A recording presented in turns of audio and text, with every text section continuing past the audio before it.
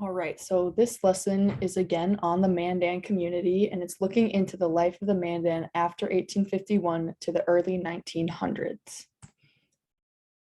So in our last lesson, if you recall, we had talked about a village called Double Ditch, and the visible ditches seen today by visitors to the site of Double Ditch lead one to believe that there are only two ditches, as the name states. Since its naming, there have been many advancements in archaeological investigations. One team of archaeologists studied Double Ditch from 2001 to 2004 and discovered that the name Double Ditch is not exactly fitting for this once thriving Mandan village. And here's the picture that was also in our last lesson of an aerial view of Double Ditch. Quadruple ditch. The use of thermal imaging, ground penetrating radar, magnetic gradiometry, and electrical resistivity showed the village of Double Ditch in a whole new view. What these researchers found caused them to do a double take on Double Ditch. The new pictures from the technology provided from the advanced technology show that there are actually four ditches. So Double Ditch would in fact be quadruple ditch. I wanted to include this little note because just to show that there are constantly new findings in history and archaeology. And so the things that we know are just what we know of now, not what will be known in the future. They're not set in stone. Things are constantly changing due to new findings. So moving forward, our last lesson, our focus was on the Mandan, and we learned how they banded together with the Hidatsa Arikara communities to form the three affiliated tribes. And since we are now looking at a later span of history, this lesson will be focused on the MHA nation and what kinds of effects the government had on the nation. Since after the 1851 time period, these three nations banded together, this lesson will be focused on the three of them as a whole, not just the Mandan. The Treaty at Fort Laramie. In 1851, a tribal delegation of Mandan, Hidatsa, and Arikara had held council at Fort Laramie with U.S. government representatives. More than 10,000 Plains Indians attended, making this the largest treaty council ever held. The nations agreed that the United States could construct roads and military posts throughout their country in exchange for $50,000 a year for the next 50 years. The boundaries of the territories were also established, and the tribes agreed to maintain peaceful relationships both with the United States and amongst the other tribes in the area. Following this treaty, the U.S. government set up forts up and down the Missouri River. The establishment of these forts brought many groups up the river. 20 to 30 steamboats stopped at Like a Fishhook Village every summer. And if you remember from our last lesson, Like a Fishhook Village was that first village that the Mandan, Hidatsa, and Arikara all combined at. Indian agents of the United States government were stationed at the various forts along the fur trade route and were responsible for carrying out the federal policies put forward by treaties. The Mandan, Hidatsa, and Arikara had become restricted in their ability to survive off of hunting and thus became more dependent on the government. Distributions of yearly cash payments, annuities, and provisions were promised to the three tribes, but they were not often received. They didn't always get what they were promised. The Mandan, Hidatsa, and Arikara had conflicts with the Sioux for years. The three tribes were repeatedly attacked by the Sioux because they were friendly towards the government and the whites, and the Sioux thought that that was not something that they should be doing. The military had slacked off on its obligations to the military forts in these territories.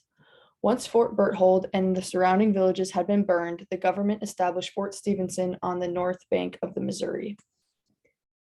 Around the same time that the Sioux agreed to sign several treaties to remain on friendly terms with whites and other tribes, the Mandan, Hidatsa, and Arikara continued to be cheated and deprived of their provisions by Indian agents and fur traders.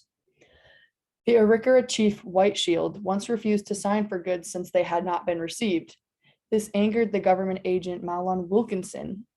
Wilkinson was angered and so angered that he replaced White Shield with Son of Star as the new chief of the tribe, declaring that White Shield was ineligible for his $200 annuity. So he was mad that he wasn't able to get away with cheating them because White Shield refused to sign because they hadn't received the goods. Agent Wilkinson said to White Shield, "My friend, you are getting too old. Age troubles your brain and you talk and act like an old fool." White Shield replied, "I am old, it is true, but not so old as not to see things as they are. And even if, as you say, I were only an old fool, I would prefer 100 times to be an honest red fool than a stealing white rascal like you. It was stated that agents of the Indian Bureau were nothing but an association of thieves making their fortune at the expense of the Indians. And then here down in this picture, just a little cartoon depicting the Indian agents. You can see the money bags with the profits on it. And then the Indian to the left showing that these Indian agents were just getting away and making money off of what they were doing.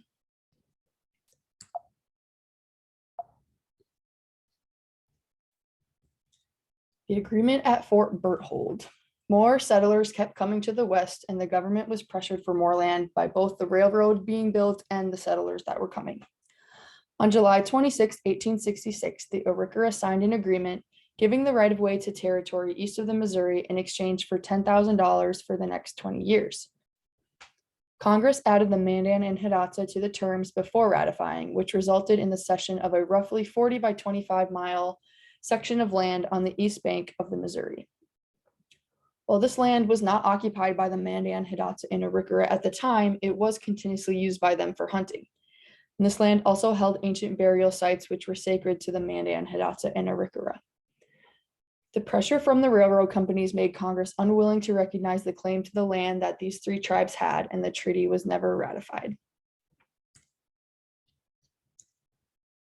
An act of Congress in 1871 stated that no treaty shall hereafter be negotiated with any Indian tribe within the United States as an independent nation or people. From that point on, all Indian land cessions took place through either an act of Congress or by executive order. So treaties were kind of just pushed to the side, not really relied on anymore. The executive order of 1870 provided the establishment of the Fort Berthold Reservation. In the late 1860s, the Mandan, Hidatsa, and Arikara were worried about the shrinking of their wood supply, and they complained to the government of the issue. Captain Wainwright met with the chiefs of these tribes and allowed for the formation of the reservation, which included most of the territory that they had claimed at Fort Laramie. The government added a strip of land east of the Missouri to accommodate the villages that these tribes occupied to make up for the chunk of land included in the area that the Sioux had claimed the year before. And here in this picture, you can see different colors for different executive orders and treaties and how that affected the land. You can see the North Dakota-Montana border and the North Dakota-South Dakota border.